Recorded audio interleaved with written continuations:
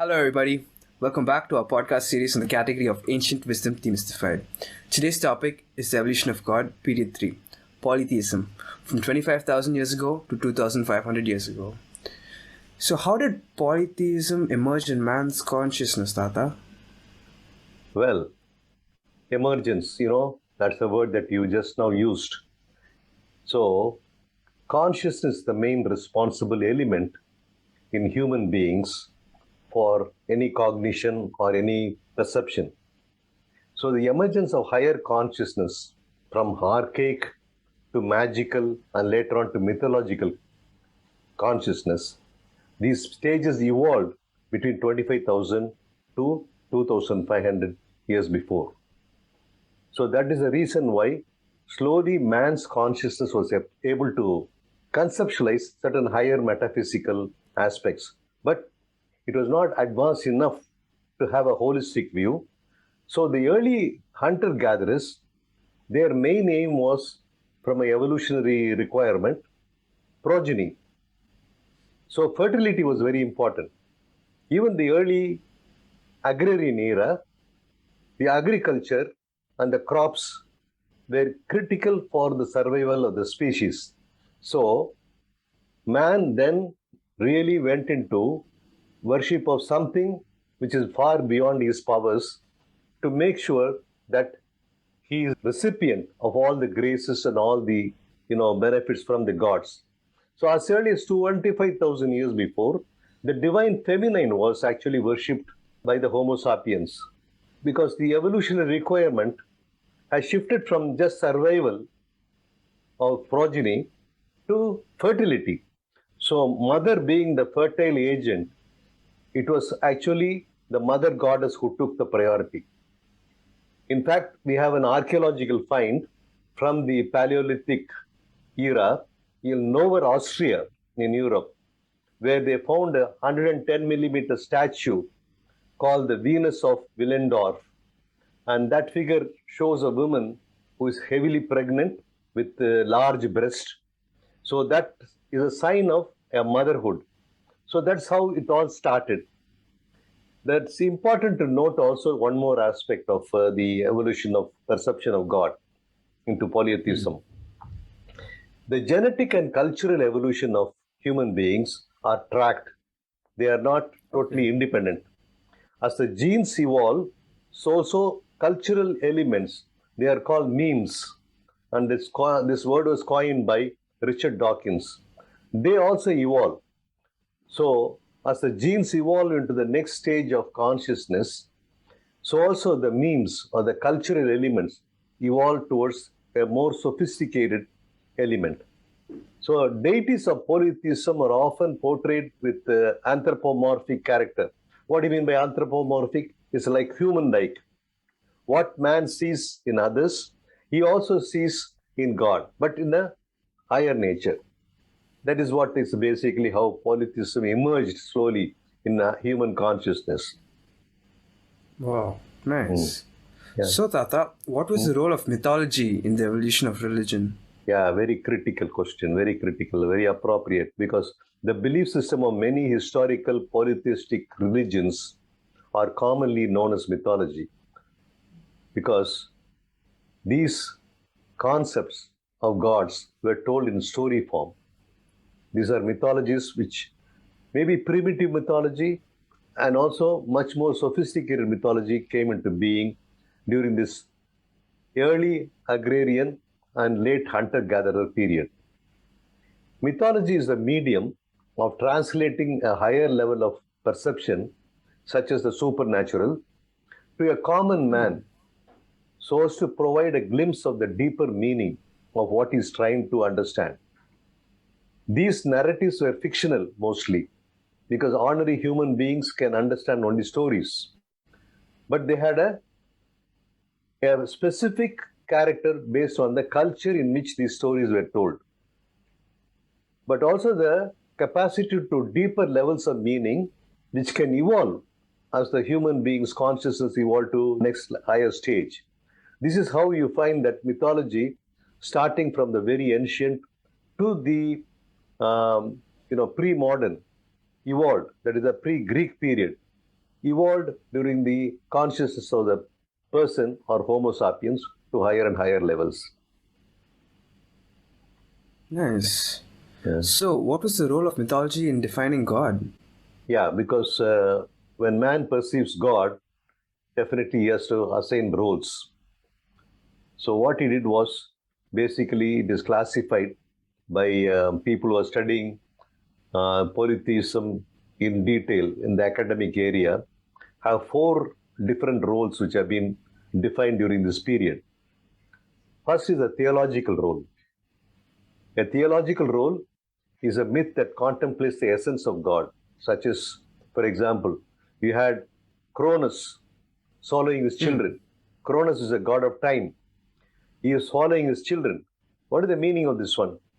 It is regarding us because time always elapses. Past cannot be reclaimed. So it is equivalent to swallowing something. So God was shown as swallowing time and also divine ownership of time, because God is a person who can really own time from the beginning till the end. The beginning and the end are the terms which are used in our human consciousness, but God, having no time period, is a person who really owns the totality of time dimension. The second role is the physical role, expressing activities of gods in the world. Like, for example, typically you have in Hinduism, you have the role of Brahma, Vishnu, and Shiva as the creator, the preserver, and the transformer. So these are roles which are physical roles which are defined. Then you add third, the psychological role. Myths are allegories of the activities of the deep spirit of man. So it had a psychological connection to the mind. And finally, the fourth one was a material role.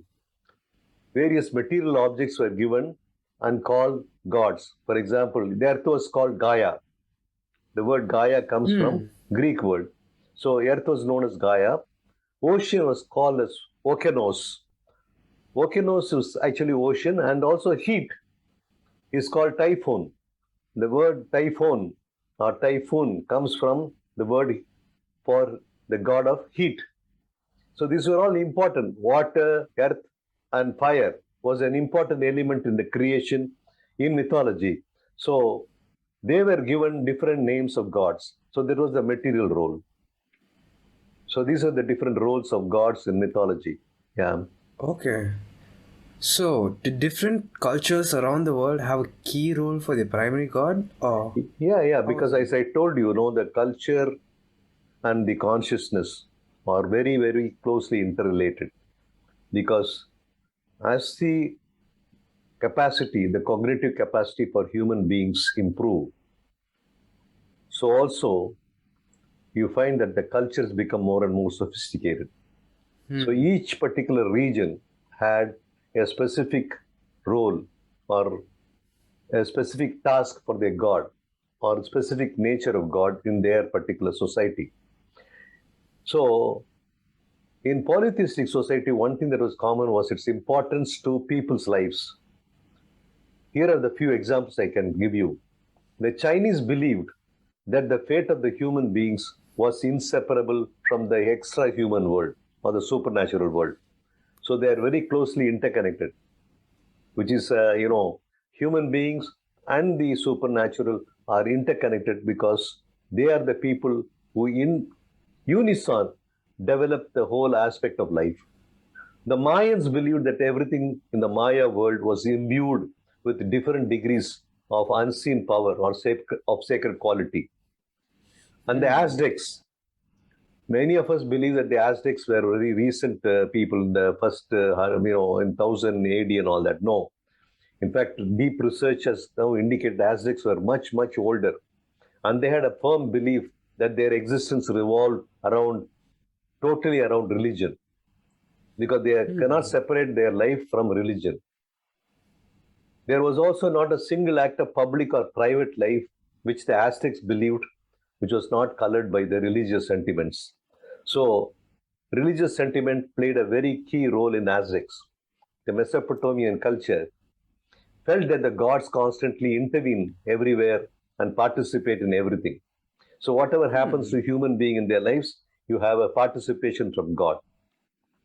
So these are the various cultures as examples. You can extend it. It's academic research has spent a lot of time on this. You have many, many examples where you find that how people perceived the role of God in various cultures. So Okay. all these gods or polytheistic God grounded in one primary purpose of bonding society, inculcating social order, and human beings to become morally good and work for the common good. These were the main reason. Every religion has got this as the basic reason because they would like to see a stable society, and the Mhm. polytheistic gods played an invisible role in that particular capacity. Yeah. Okay. So, Tata, what was the So, time and location of this mythological evolution? yeah, it depends on, like we saw that where exactly the first Homo sapiens started realizing their higher nature. For example, to Sumeria, where you remember we're talking about the Anunnakis and people who came Mhm. down.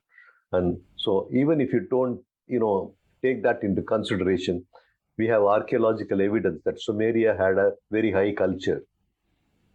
So, there was a critical stage at which the human consciousness was accepting polytheistic God. Apart from the animalistic and the nature worship, they moved to many gods who played their roles. Adequate cognitive ability to understand the myths at the basic level and to accept the complex relationship between physical and the metaphysical world was very critical. So this happened in certain regions, like as I told you, Sumeria. They had a very high cognitive ability, and they were able to cognize various, the complex relation between physical and metaphysical. I would say that the late agrarian period between 5000 to 2000 BC, this period was defined as the early mythological period because this is a time in Sumer. You remember we talked about the Epic of Gilgamesh. These are all things which are told at this particular time between 5000 and 2000 BC. And the classical antiquity is the period of cultural history between the 8th century BC to 6th century AD. And this was centered around the Mediterranean region, like Greece, Egypt, and ancient Rome. All this Greco-Roman world was Mm. where the next level of, evolution of mythologies happened. You can see many examples in the Greek culture because Yeah. Greek had a very rich culture in having what they call as a philosophical mind, starting with pre-Socratic philosophers. We had quite a lot of people who were able to conceptualize very deep concepts even at that time, even some of which stands true today. So parallelly, Indian civilization developed Vedic concepts of polytheism between academically they now dated between 5000 BC to 600 AD. So these are all various Mm. civilizations and cultures which started adopting polytheism. Yeah. But why is polytheism still strongly entrenched in like human culture even today in the consciousness? Yeah, because polytheism was very conveniently adopted by the city state. For example, you take Sumeria. So the people who ruled the Sumerian state, as well as the Greek, the Romans, all of them adopted polytheism and religion as a tool in their hands for grounding and controlling people into a convenient belief system. Once you have people in belief system which is conveniently, bracketed, then you can control people. Even this is what happens everywhere in all religions, even today. I think you understand this, right? Yeah, So, I get it. yeah. So it was actually the aristocracy, the kings and the lords and the state heads. They started using religion and polytheism as a tool for controlling the people, because at that time the rational mind of people was practically absent. So the custodian of this narrative became the king or the ruler. He was invested. He assumed and declared that he was invested with the divine power. So that is what happened. Yeah. Hmm. So So we've seen like this evolution of God, like from nature to polytheism. Yeah. But how come like these two types of worship and more are still like existing in this world? Like, what's the reason for their coexistence? Yeah, culture and consciousness, as I told you, are deeply interconnected. If we examine this relationship, then we will understand why we have so many dimensions of understanding God. Because every human being in this world, in this big world today of 7 billion people, we don't have a common culture. Cultures are varied throughout regions, and they bring a lot of elements from the past, right from the time you were hunter gatherers. Even today, we have tribes who are still living in the hunter gatherer mode. So, all this is various levels of consciousness development which are still coexisting. So, it is not that something you transcend from one stage and get promoted and you go to the next level, like go in a education system. You graduate from the first standard to second standard, etc. No, we actually have everything existing together because of the type of culture and consciousness in which people are living today. This is why we have so much of interconnection on parallel existence of polytheism today. For example, you cannot have today 99% of the people, according to people like Ken Wilber and other modern cognitive scientists and philosophers and psychologists, 99% of the people are still living in what we call as a rational consciousness. And when you are in rational consciousness, you try to sort of fossilize certain belief system to your convenience. And this was conveniently and very diligently used by the ruling class so that they can make sure that it perpetuates. You don't have anybody thinking about why should I question God. Today we have got a lot of people questioning about theology, but in those days you cannot. So that was why you find that we have still so many dimensions of God and this understanding still existing today. So the culture of a specific society's predominant culture or predominant consciousness takes the role of determining either singly or collectively a group of people or one man who is very powerful and tell them this is your belief system. You have to believe this. Otherwise you don't belong here. This is what happens here. You can see that happening even today, right? Yeah. It's everywhere. Yeah, this is what happens because they think they are determining the moral, ethical, ritualistic elements. So the society and hence life of individual, the society are absolutely fantastic. But it is not true.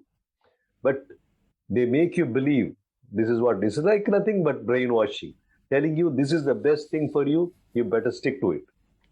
Yeah. So Tata, what was the next stage in the evolution of God? Yeah, next stage of evolution, you can already see that this was a period between 2500 BC to 800 AD when the Abrahamic religions took over the world. We have monotheism, about which we'll talk in the next episode. The reason for this particular change to monotheistic religion is very many. So we'll examine all the dimensions of monotheistic religion emergence in the next episode. In the meantime, I think this has been a very lovely, long discussion. And thank you very much. And let's all have a very good life and great life. Bye. Thank you. Bye-bye.